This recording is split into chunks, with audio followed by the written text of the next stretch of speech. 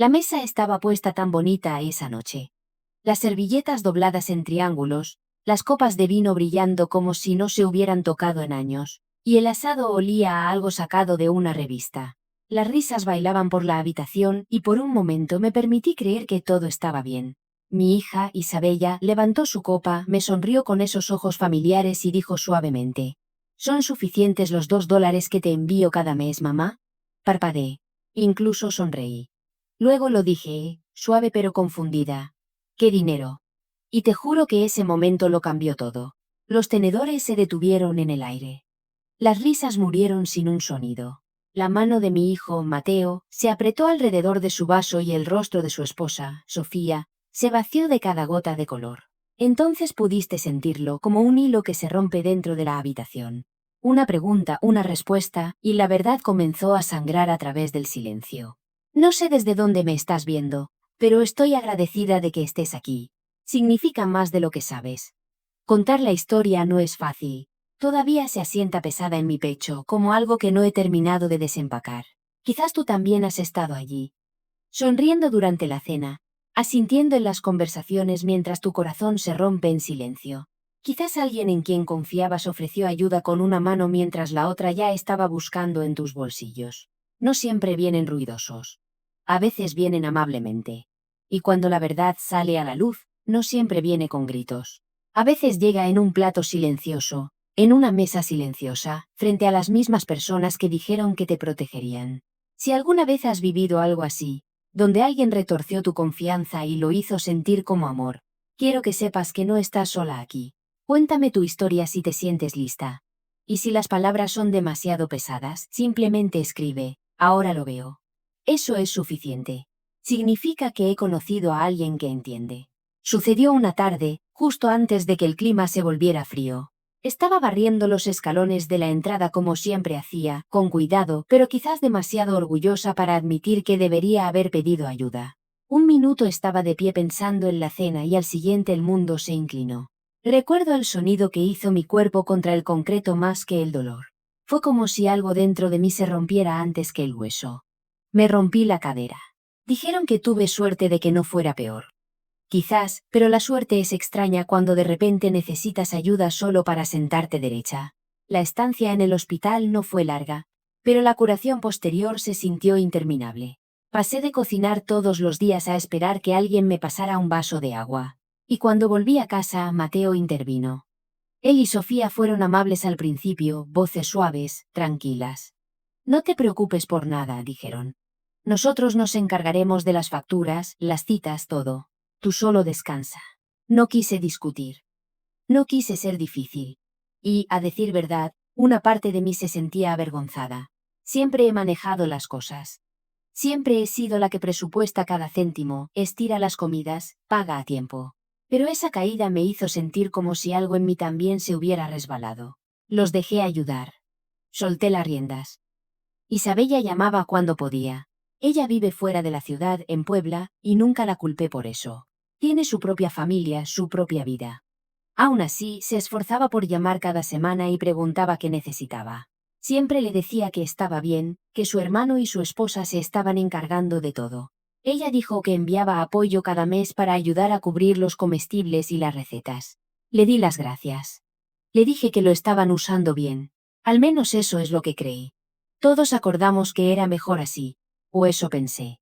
Me hizo sentir un poco menos culpable saber que ella estaba haciendo su parte y ellos estaban manejando las cosas aquí. Se sentía como si todavía fuéramos una familia unida. No sabía que me estaban dejando fuera de las mismas decisiones que me afectaban. No sabía que era la última en ver la verdad. No quería ser una carga. Solo no quería volver a caerme.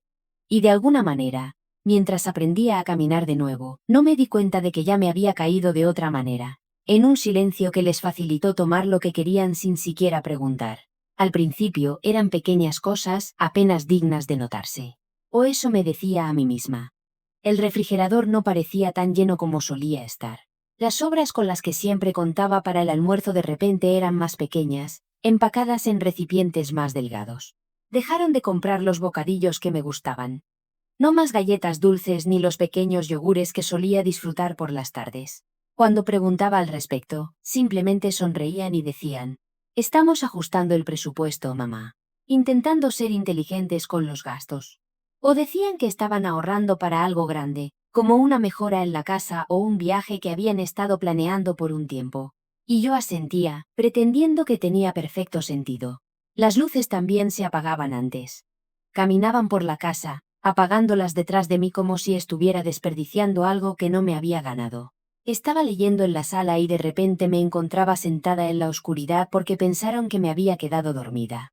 Y el coche nunca parecían tener gasolina cuando tenía una cita con el médico. Suspiraban, decían que se habían olvidado de repostar. Y yo esperaba hasta el último minuto mientras ellos lo resolvían. Empecé a temer pedir cualquier cosa, incluso si era algo pequeño. Entonces mis recetas comenzaron a escasear. Un mes abrí el frasco y supe que no era un resurtido completo. No dije nada. Me dije a mí misma que quizás la farmacia había cometido un error. Pero al mes siguiente volvió a suceder y otra vez. Empecé a espaciar las pastillas tratando de estirar lo que tenía. No era seguro. Lo sabía. Pero no quería ser un problema. Ya estaban haciendo mucho. Al menos eso es lo que me repetía a mí misma. Dejé de pedir extras. Nada de revistas, nada de calcetines nuevos, nada de las pequeñas cosas que solía comprar para mí en la tienda. Les dije que no necesitaba pantuflas nuevas, aunque las mías tenían un desgarro en el costado. Les dije que el pan estaba bien, incluso cuando sabía que había sido congelado y descongelado 2 veces. Me dije a mí misma que quizás ellos también estaban pasando apuros. Quizás esto era lo que hacen las familias cuando los tiempos se ponen difíciles. Pero en el fondo, algo no se sentía bien. Simplemente no podía ponerle nombre todavía. Era como una corriente de aire que entraba por una ventana cerrada. No siempre puedes ver de dónde viene, pero la sientes de todos modos. No estaba enojada entonces. Todavía no. Solo estaba callada y quizás un poco avergonzada de preguntarme si las personas en quienes confiaba eran las mismas que me estaban dejando sin nada. Hay un punto en el que dejas de confiar en tus instintos, especialmente cuando todos a tu alrededor siguen sonriendo como si nada estuviera mal. Empecé a pensar que quizás solo estaba cansada. Quizás las pastillas no eran ligeras. Quizás había olvidado cuántas había tomado. Me paré frente al gabinete del baño una mañana sosteniendo el frasco en mi mano, tratando de recordar si ya había tomado una. Miré la etiqueta durante mucho tiempo. Me asustó un poco ese momento. No porque pensara que estaba enferma, sino porque me preguntaba si quizás realmente me estaba deteriorando. Quizás esto era lo que se sentía al envejecer. Ver cómo las cosas se difuminan lentamente y no saber si es el mundo o tu mente lo que se está desvaneciendo. No se lo conté a nadie. Me lo guardé para mí. Empecé a escribir cosas en un pequeño cuaderno, registrando mis resurtidos, las fechas, lo que comía para el desayuno. Me dije a mí misma que era solo para mantenerme alerta por si acaso. Pero era más que eso. Era una forma tranquila de aferrarme a algo. Mi memoria, mi mente, mi sentido de lo que era verdad. Entonces lo vi. Mateo había dejado su teléfono en la mesa de la cocina. La pantalla se iluminó y ahí estaba, una foto de Instagram. Él y Sofía en Cancún, en una playa con gafas de sol, sonriendo ampliamente. El pie de foto decía algo sobre necesitar un descanso, sobre darnos un gusto. Me quedé mirando esa pantalla hasta que se apagó. No dije una palabra. Cuando él regresó, simplemente le entregué el teléfono. No dijo nada al respecto. Tampoco yo. Pero al día siguiente noté el reloj nuevo en su muñeca, dorado y pesado, algo que sabía que no podía permitirse con su salario. Vi las cajas de comida para llevar apiladas en la basura, del tipo que nunca había visto en nuestra casa antes. Vi el paquete llegar a la puerta con zapatos de diseñador que su esposa había pedido, riéndose cuando lo abrió como si no tuviera preocupaciones en el mundo. Y aún así, me lo tragué. Todo. Me dije a mí misma que estaba imaginando cosas. Que quizás no era mi lugar cuestionar cómo gastaban su dinero. Que quizás el apoyo que Isabella enviaba se había agotado. Quizás ahora estaban haciendo todo con su propio dinero. Quizás ellos también estaban cansados. Quizás yo solo estaba siendo paranoica. Es extraño lo rápido que puedes convencerte de la verdad cuando tienes miedo de enfrentarla. No quería creer que me mentirían. No quería creer que la gente que amaba pudiera sonreírme por la mañana y luego, a mediodía, vivir como si yo no existiera. Así que asentí cuando dijeron que no podíamos permitirnos rellenar todas mis recetas este mes. Sonreí cuando me sirvieron medias porciones y dijeron que todos estábamos recortando gastos. Incluso les di las gracias. Y luego me senté en mi habitación con el cuaderno en mi regazo, preguntándome si los números que había escrito estaban equivocados o si quizás yo era demasiado mayor para leerlos bien. Llevaba tiempo sin escuchar su voz, al menos de esa manera. Llamó una tarde mientras doblaba toallas. Contesté esperando la revisión habitual, pero esta vez su voz tenía una dulzura que no había oído en meses. Dijo: «Vuelvo a casa, mamá. Te echo de menos». Así, sin más, como si hubiera estado en su pecho esperando ser dicho. Mis ojos se humedecieron antes de que pudiera siquiera responder. Le dije que no podía esperar, que le prepararía su té favorito y mantendría la tetera caliente. Se rió y dijo que no me preocupara. Estaría en casa pronto y eso era suficiente. Cuando se lo conté a Mateo, pareció sorprendido, casi como si no lo supiera. Luego asintió y dijo: «Deberíamos cenar aquí. Hagámoslo bonito para ella». Sofía estuvo de acuerdo. Incluso comenzó a planificar el menú de inmediato, enumerando cosas como si fuera una celebración. Pollo asado, pan de ajo, patatas con azúcar morena, el tipo de comida que no se hace a menos que venga compañía o tengas algo que demostrar. No hice preguntas. Solo sonreí, agradecida de sentir que algo bueno por fin estaba en camino. El día de la cena llegó más rápido de lo que esperaba. Escuché el tintineo en la cocina temprano, ollas moviéndose, especias golpeando la encimera, risas entre ellos dos. Eso se sintió un poco demasiado ruidoso. Me quedé en mi habitación la mayor parte de la tarde, tratando de no estorbar, alisándome el pelo en el espejo más veces de las necesarias. Me puse la blusa que una vez dijo que hacía que mis ojos parecieran suaves. Me senté junto a la ventana esperando, observando cómo el sol se movía por el suelo de la sala hasta que escuché el coche detenerse. Entró llevando flores, las que solía recoger del campo detrás de nuestra antigua casa cuando era pequeña. Me abrazó fuerte, más tiempo de lo habitual, y la abracé como si no quisiera soltarla. Podía oler la ciudad en ella, perfume, aire de tren, algo ligeramente desconocido, y me hizo darme cuenta de cuánto tiempo había pasado. La cena fue hermosa. La mesa estaba puesta con velas, pequeñas servilletas dobladas, incluso copas de vino que no habían usado en años. Me pidieron que me sentara a la cabecera de la mesa, y por un rato solo escuché. Las risas fluían fácilmente. Se tomaron fotos. Sus historias llenaron la habitación. Mateo estaba callado, pero Sofía tomó el relevo, elogiando la comida, hablando de lo orgullosos que estaban de tener a toda la familia reunida. Asentí, sonreí, dejé que todo me invadiera como una luz cálida, pero algo en sus ojos seguía tirando de mí. Mi hija Isabella.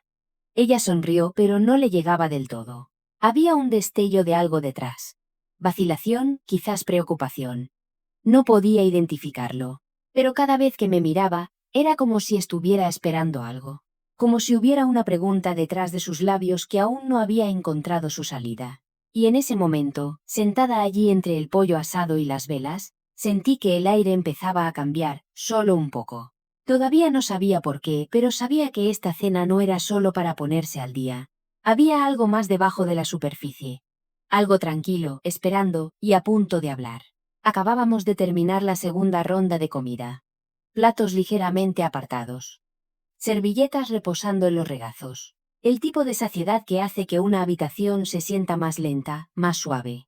El vino había empezado a soltar las palabras de todos. Y las historias se desbordaban ahora. Viejos recuerdos de la infancia. ¿Quién rompió el columpio del porche? ¿Quién quemó los bizcochos esa Navidad? Me recosté en mi silla, mirándolos a todos, sintiendo algo que no había sentido en mucho tiempo. Por un momento olvidé todo lo demás. Simplemente me sentí presente, parte de algo, parte de ellos. Entonces me miró. Mi hija Isabella sostenía su copa de vino, agitándola suavemente, mirándome con esa misma sonrisa cálida que tenía cuando solía meterse en mi cama después de una pesadilla. Le devolví la sonrisa sin dudarlo. Eso lo recuerdo claramente. Sonreí y luego ella lo dijo. «Son suficientes los $2 que te envío cada mes, mamá». Así, casual, ligera, como si estuviera preguntando si me gustaba el sabor del té que me envió por correo. Parpadeé. La miré, luego miré alrededor de la mesa. Sentí la forma de las palabras antes de pronunciarlas. Pero las dije de todos modos, suave pero segura. «¿Qué dinero?» Ahí fue cuando la habitación cambió. Su sonrisa se desvaneció, no rápido, no dramático, sino lentamente, como si se estuviera derritiendo de su rostro. La mano de Mateo, que había estado apoyada en su vaso, se apretó. Sofía se movió en su silla, luego buscó su servilleta, aunque sus labios ya estaban limpios. Las risas de hacía solo unos minutos se desvanecieron como si alguien hubiera apagado todas las velas de golpe. El aire se sentía pesado, pero nadie se movió. Nadie habló. Fue solo entonces que noté el tenedor. Se le había caído de la mano, apenas haciendo ruido contra el mantel, pero yacía allí como si significara algo. Sus ojos no se apartaron de los míos. Todavía no, pero pude ver que su respiración cambiaba. Lenta, deliberada, y algo detrás de su rostro, detrás de toda la calma, parecía a punto de romperse. Me quedé sentada, mi corazón latía, constante pero fuerte, como si supiera algo que mi mente aún no había captado. Miré a Mateo. No me estaba mirando a mí. Miraba fijamente su plato como si el puré de papas pudiera explicar algo. Su boca se abrió, luego se cerró de nuevo. Luego soltó una risa suave y nerviosa, del tipo que usas cuando te pillan haciendo algo de lo que crees que puede salirte.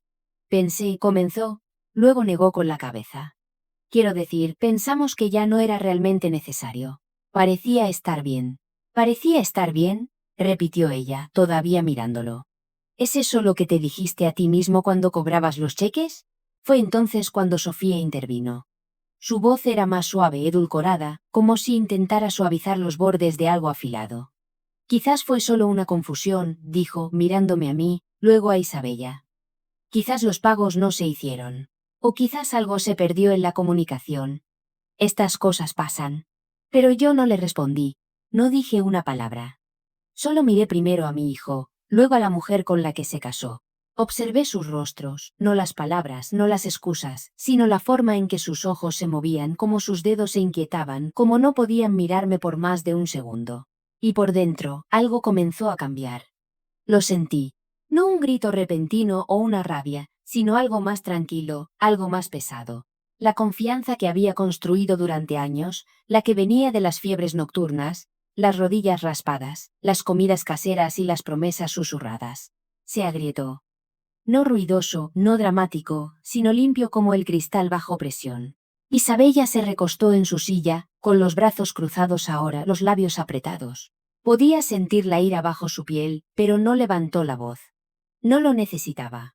Su decepción llenó el espacio más fuerte que cualquier otra cosa.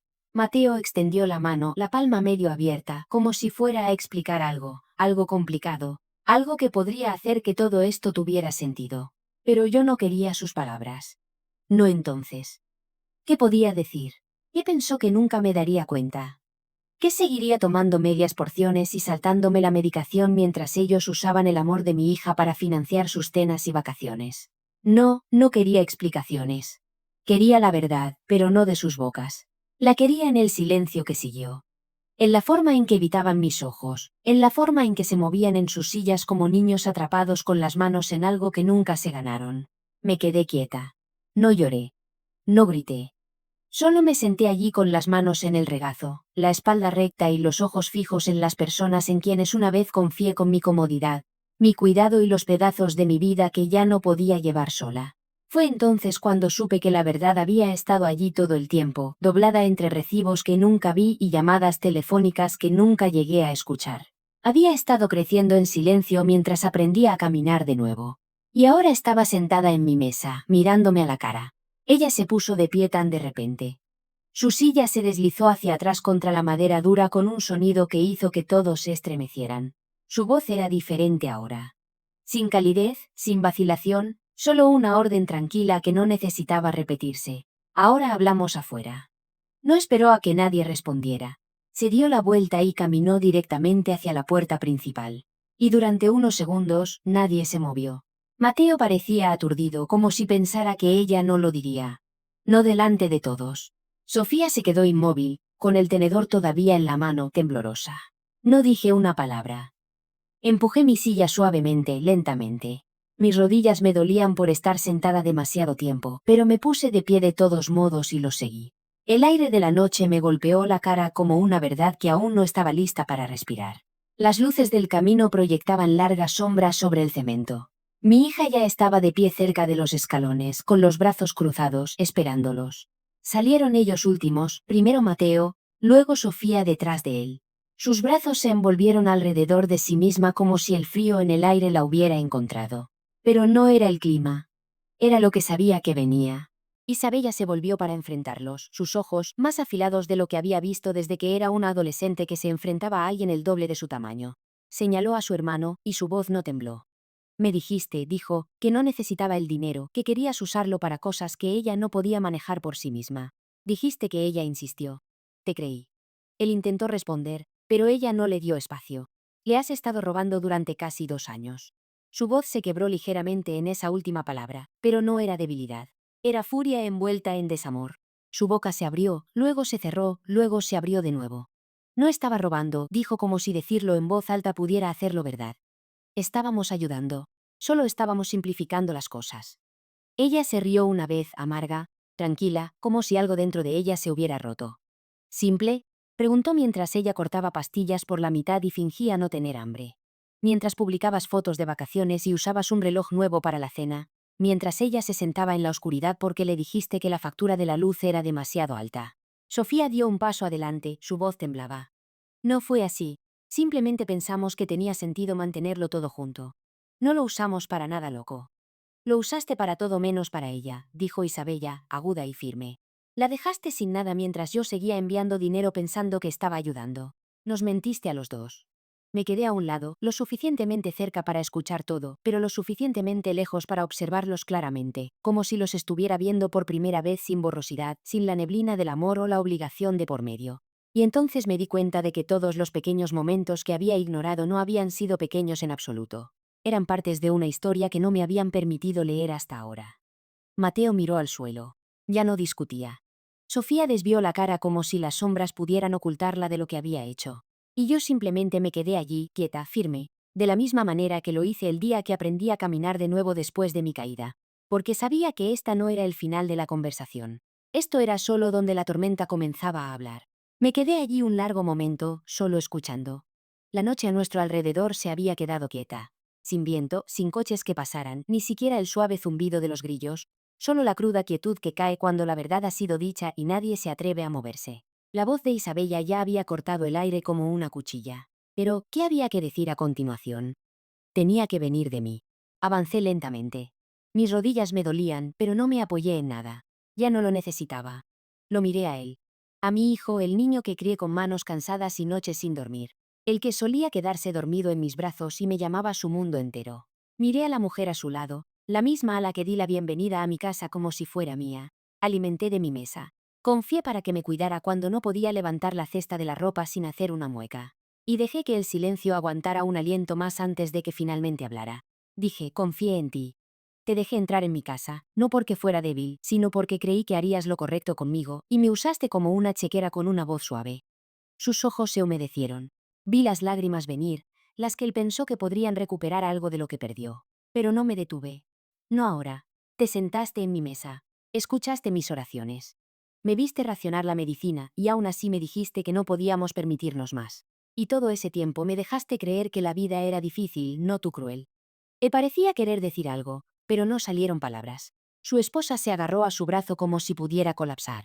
Pero yo no había terminado. No solo robaste dinero. Robaste mi paz. Tomaste la parte de mí que una vez durmió sin miedo, que una vez creyó que estaba a salvo en mi propia casa. ¿Sabes lo que se siente ver a alguien a quien amas caminar por tu vida con manos silenciosas, tomando cosas que no puedes recuperar? Mi voz no se elevó, no tembló. Dejé que cada palabra cayera exactamente donde debía, medida y segura. Hubo días en que pensé que estaba perdiendo la cabeza, que quizás era demasiado vieja, demasiado olvidadiza. Pero no lo estaba. Solo era demasiado amable y tú contaste con eso. Sus lágrimas cayeron entonces, rápidas por su rostro, pero no me acerqué a secarlas. Me mantuve firme, segura. No gritaré. No te echaré con ruido. Esa no soy yo. Pero no confundas mi silencio con el perdón. No confundas mi calma con la aceptación, porque esta noche me mostraste quién eres realmente. Miré a mi hija entonces y por primera vez esa tarde, dejé que el dolor se mostrara en mis ojos. No debilidad, no lástima, solo el dolor de saber que el amor que diste fue puesto en las manos equivocadas. Y cuando volví a mirarlos terminé con esto. Puede que sea vieja, pero no soy ciega y no soy tonta. Me enseñaste una dura lección, una que nunca quise aprender. Pero ahora que la he aprendido, te lo prometo, no lo olvidaré. Y con eso me di la vuelta, no porque hubiera terminado de sentir, sino porque había terminado de explicar.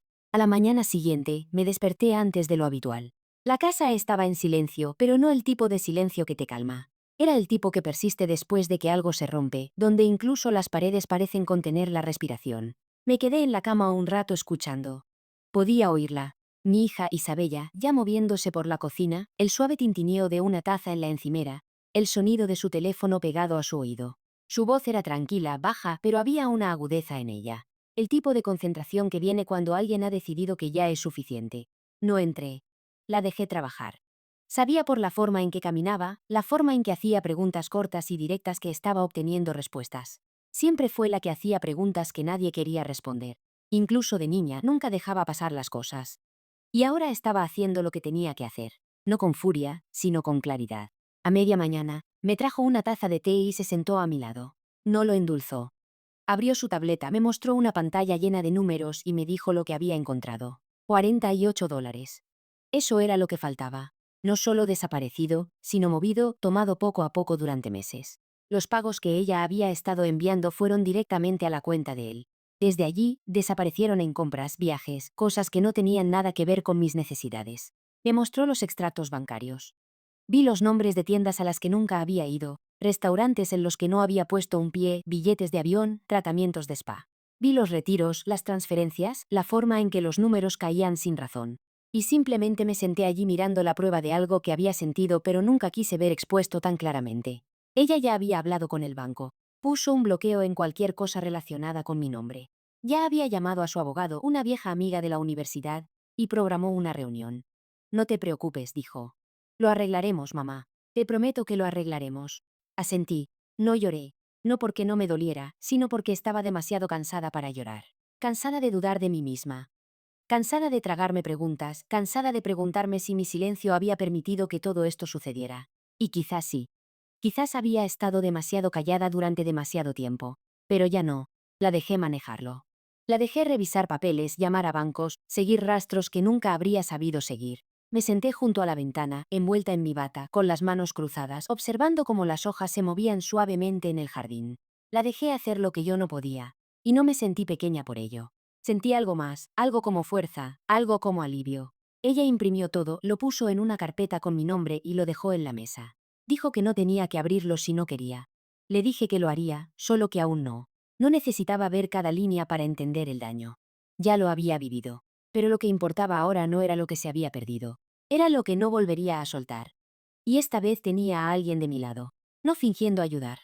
No interpretando un papel, sino realmente a mi lado. No hizo falta gritar. No hicieron falta amenazas. Solo la verdad firme y clara, dicha por alguien que todavía creía en hacer lo correcto. Y entonces supe con tranquila certeza que había dado mi confianza a la persona equivocada durante demasiado tiempo. Pero había criado a la persona adecuada para ayudarme a recuperarla. Para el final de la semana, se habían ido. No recuerdo si les pedí que se fueran o si se fueron por su cuenta. Algunos finales no necesitan palabras. A veces el aire entre las personas cambia lo suficiente como para que todos sepan que es hora. Él no me miró cuando empacó. Su esposa se movió en silencio, con la mirada baja, diciendo muy poco, como si las palabras pudieran de alguna manera empeorar las cosas.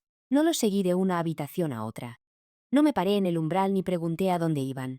Simplemente me senté en la mesa de la cocina, con los dedos alrededor de una taza de té que se había enfriado, escuchando cómo se abrían y cerraban los cajones. Cuando la puerta se cerró detrás de ellos por última vez, no me moví.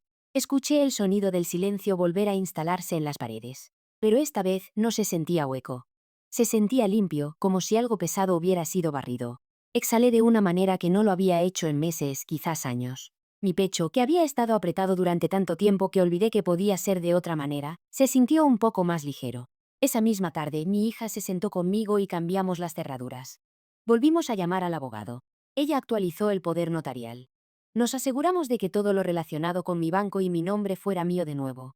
Mi vida, lo que queda de ella, fue colocada suavemente de nuevo en mis manos. Y esa carga se sintió extraña, no abrumadora, solo desconocida. Pero la llevé de todos modos. A la mañana siguiente, me paré en la cocina y horneé un pastel. Solo uno pequeño. Nada elegante. De manzana con canela, como siempre me gustó. Mis manos se movían lentas, firmes. Encontré el ritmo de nuevo. Limpié la despensa, me deshice de las latas caducadas, limpié cada estante como si estuviera borrando el pasado. Y luego abrí la ventana y dejé que el aire fresco se moviera por la casa. Me senté en la sala de estar con un cuaderno en el regazo. No el que usaba para registrar mis pastillas, sino uno nuevo.